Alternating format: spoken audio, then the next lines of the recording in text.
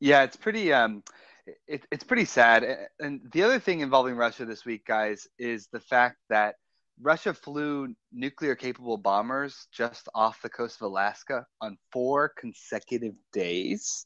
Apparently, they hadn't even done this once since 2015. So this is a story that didn't get a lot of coverage, but what ended up actually happening here was they flew into they didn't cross into U.S. airspace, but they crossed into what is known as the air defense zone, which is sort of a certain distance off of U.S. airspace that the U.S. government kind of says, look, don't come in this zone here. If you come into the zone, we're going to escort you out.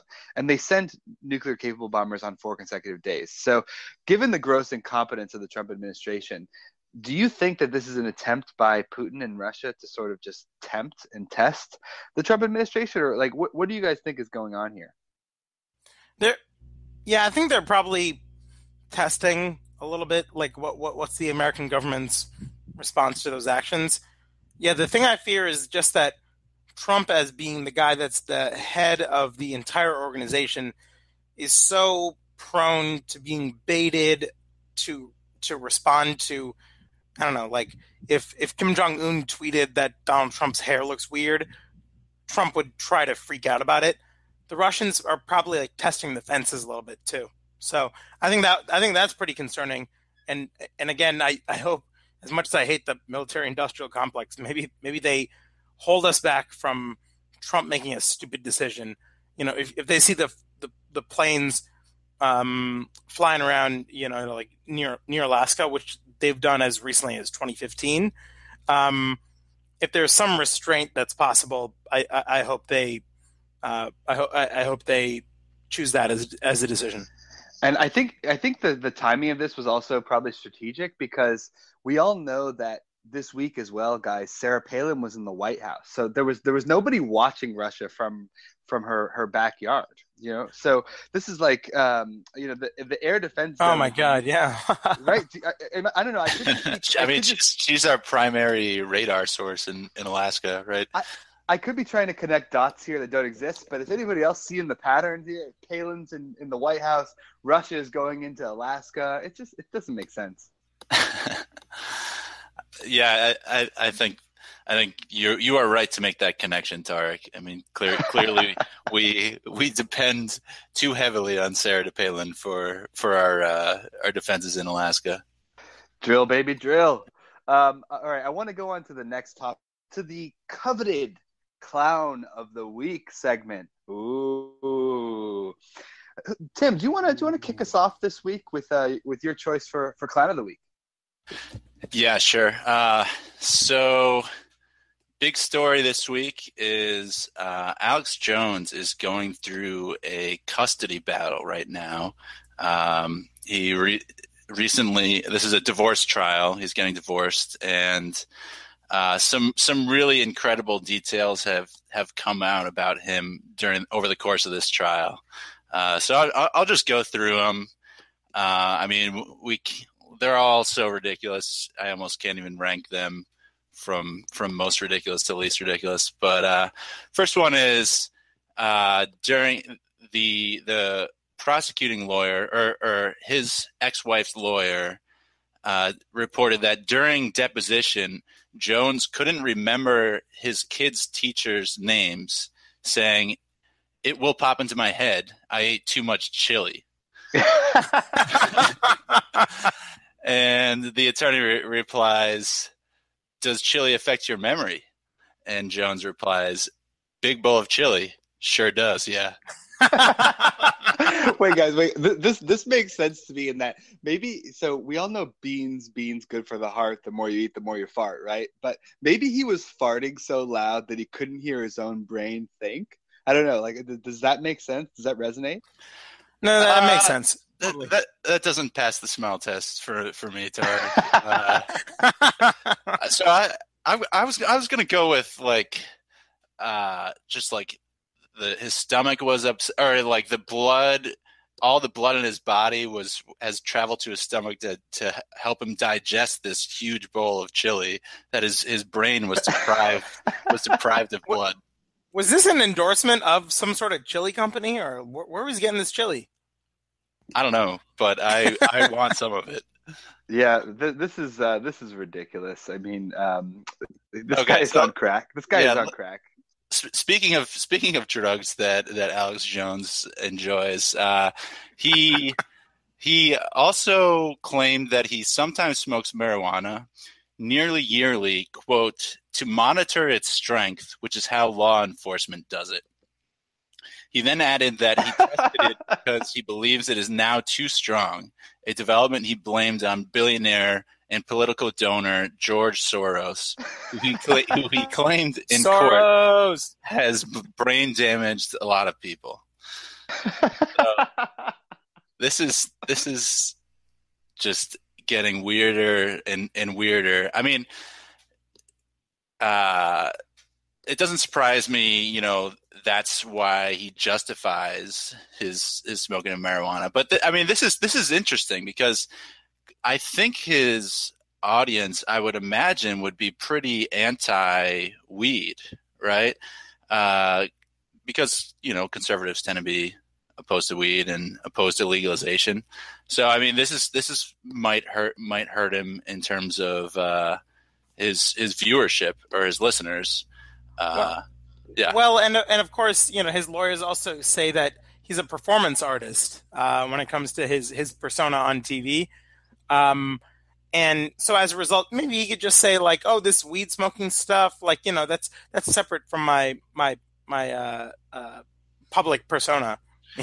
Right. That was the biggest development I think that will affect him the most was the fact that the lawyers for his ex-wife showed videos of him on air, him doing these crazy rants and basically saying this guy is mentally unstable.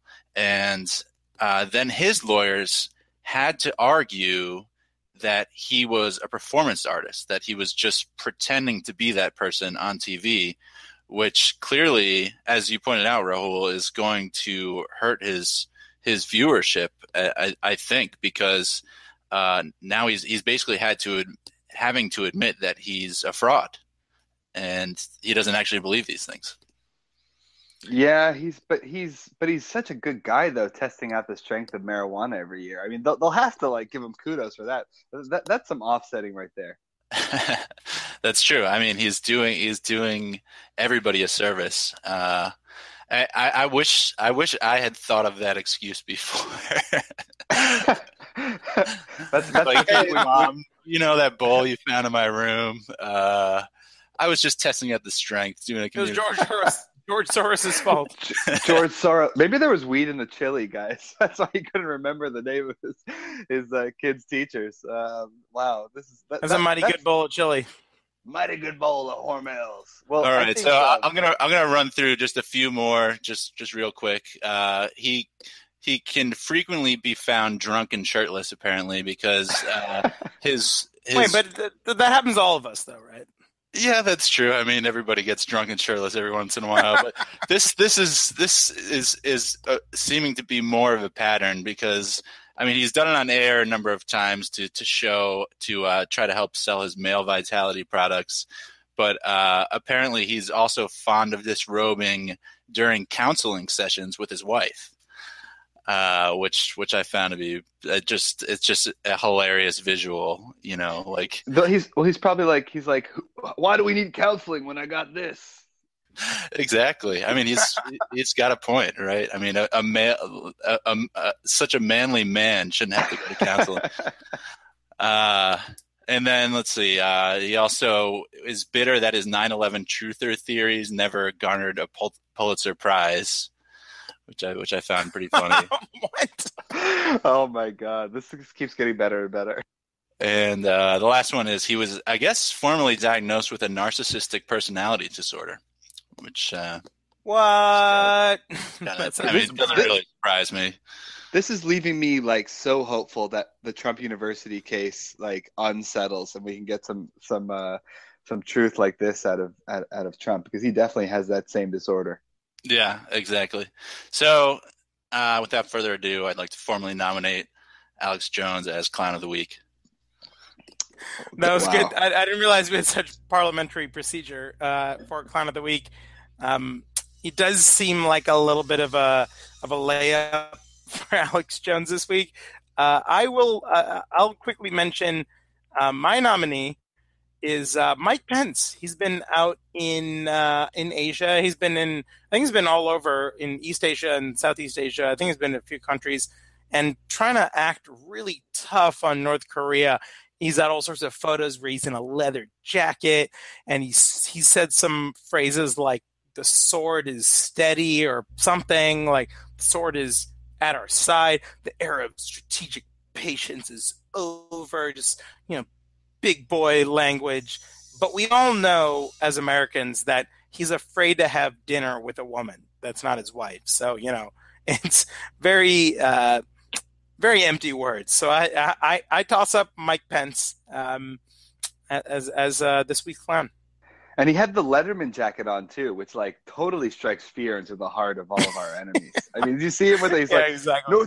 North Korea is finally listening to us, and then actually North Korea were putting out statements like, we're gonna like destroy the U.S. with one bomb. Yeah, and Mike Pence is just like, look at me, look so tough. Whoa. And I also can't stand this narrative of like strategic patience being over. I mean, these guys are so ridiculously drunk on their own bullshit. Like Obama dropped so many bombs in 20. I think he dropped something like 30,000 bombs in 2016. I mean, like, what are they talking about?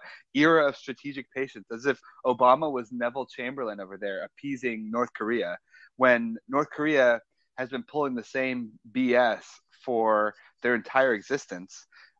Including under President George W. Bush, just 2 terms ago. So like these guys are out there trying to bluff their way into some kind of a resolution on a whole host of foreign policy crises. And in the meantime, they're not even presenting accurate facts about the use of the military, and they don't even know where the U.S. aircraft carriers are going. So this is just really bad. Yeah, I agree, and I want to just add one thing about Pence's visit to South Korea. So this is just a little tidbit from the Washington Post that I found hilarious. So apparently he stood outside the Freedom House on the South Korean side of the border and stared into North Korea. Pence wasn't supposed to walk outside according to the schedule, but he decided in the moment he wanted to send a message directly to the North Koreans. Quote, "I thought it was important that we went outside," he said. "I thought it was important that the people on the other side of the DMC see our resolve in my face." Yeah, exactly. And then he subsequently did Gangnam Style, right? Like, is that what he? Is that how he struck fear into the heart of North Koreans? Terrified. Oh my god! Yeah, I mean, there's only one way you can really strike fear into the heart of North Korea, and that's Gangnam Style. Oppa Gangnam Style. Okay. Anyway, so that's a good song. So I'm gonna move on, guys, because my clown of the week is a guy we talked about earlier, Carter Page, your boy, who is the willfully ignorant. Your boy Carter Page, who is willfully ignorant stooge used by Russia to infiltrate the Trump campaign.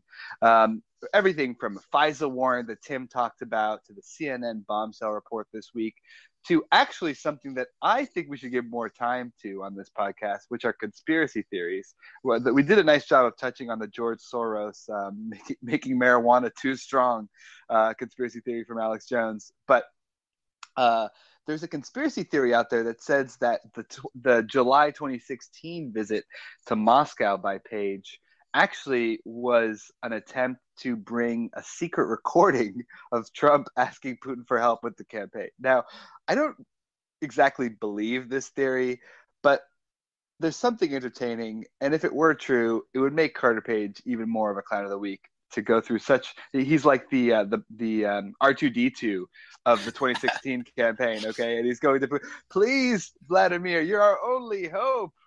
That's awesome. That was like the exact analogy I was thinking. I was like, he's just like R2D2. He is the R2, and he kind of looks like R2D2 as well. But anyway, so Carter Page, clown of the week. I don't think he's as strong of a nominee as Alex Jones, but I'm just gonna get the body blow in there to Carter Page one last time. I feel like Alex Jones has the week. I think it's apparent. Right. The chili. Nice job, Tim. Tim, I think, also had O'Reilly, so he's on a. Well, I just take all the easy ones for some reason. I don't know why.